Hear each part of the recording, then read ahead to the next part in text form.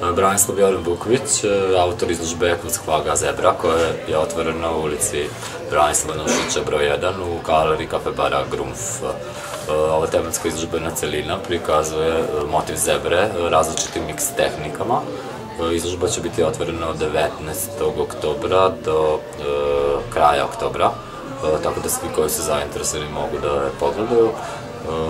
Između ostalog, na otvaranju izložbe bio je prikazan jedan kolač u obliku zebre, kao i 3 stolice i kebane koje se nalaze u prozorima, odnosno cvetine i aranžmani u kojima se primenjuje animal print zebre.